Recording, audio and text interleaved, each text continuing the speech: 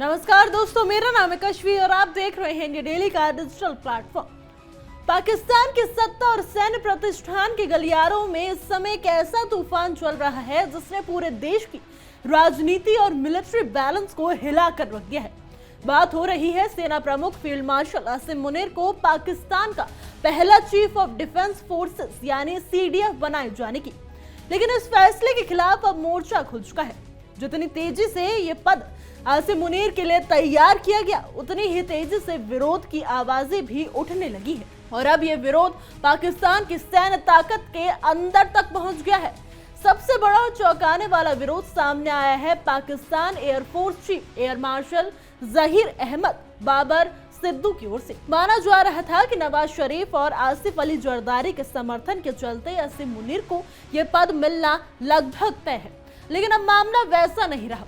दरअसल पाकिस्तान के सीनियर सैन्य अधिकारी और विश्लेषक आदिल राजा ने दावा किया है कि जहीर अहमद बाबर सिद्दू न सिर्फ इस प्रस्ताव का विरोध कर रही है, बल्कि खुद को इस पद के लिए सबसे सही दावेदार बताकर सीधे नवाज शरीफ से मिल चुके हैं।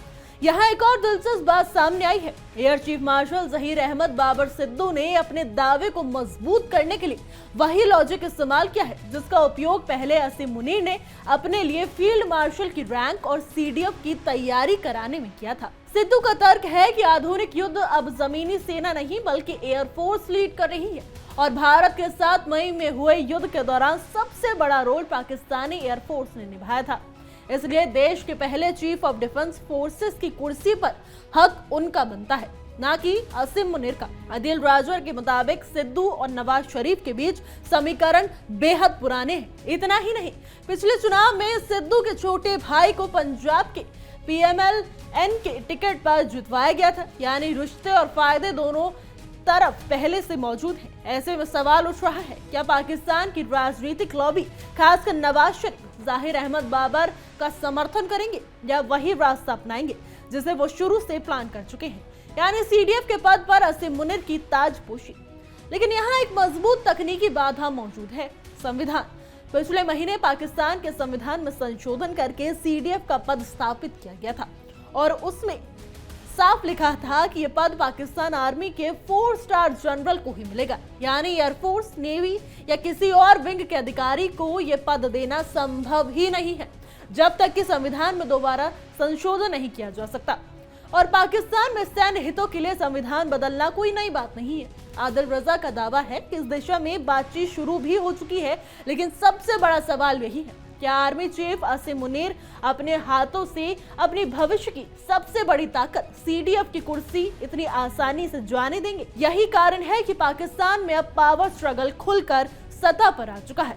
एक तरफ एयर चीफ मार्शल सिद्दू हैं जो खुद को इस कुर्सी के लिए योग्य मानते हैं, दूसरी तरफ आसिम मुनीर है जिन्हें इस पद पर बैठाकर पाकिस्तान की सत्ता और राजनीतिक गठजोड़ अपनी पकड़ मजबूत रखना चाहता है, और तीसरी तरफ है पाकिस्तान की जमीनी हकीकत जहां हर बड़ा सैन्य पद राजनीतिक शक्ति, आर्थिक हित और सुरक्षा प्रतिष्ठान की गुटबाजी से जुड़ा होता है। एक और दिलचस्प पहलू सामने आ रहा है, पाकिस्तान की तीनों सेनाएं पहले ही ज्वाइंट चीफ ऑफ स्टाफ के मुद्दे पर कई बार टकरा चुकी है।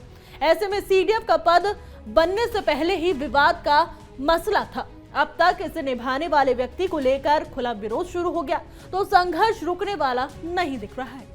ये पूरी स्थिति पाकिस्तान के लिए बेहद संवेदनशील मोड़ पर सामने आ रही है। देश भारी आर्थिक संकट से जूझ रहा है, अंदरूनी अस्थिरता चरम पर है, बलूचिस्तान में विद्रोह और तालिबान से सीमावर्ती संघर्ष लगातार बढ़ता जा रहा है।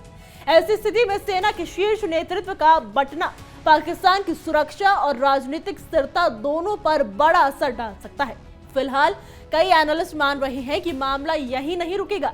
एयर चीफ सिद्दू के सामने आने के बाद अब ये खुला मुकाबला बन चुका है और आने वाले दिनों में और भी खुलासे और दावे सामने आने वाले हैं।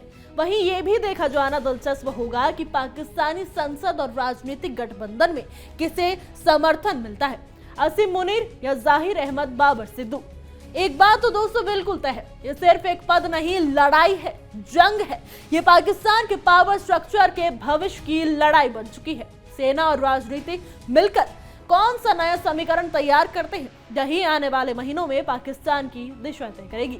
हमारी आज की रिपोर्ट में बस इतना ही। आपका क्या कहना है इस मुद्दे पर हमें कमेंट करके जरूर बताइएगा और देश और दुनिया की तमाम खबरों के लिए देखते रहिए इंडिया डेली का डिजिटल प्लेटफॉर्म।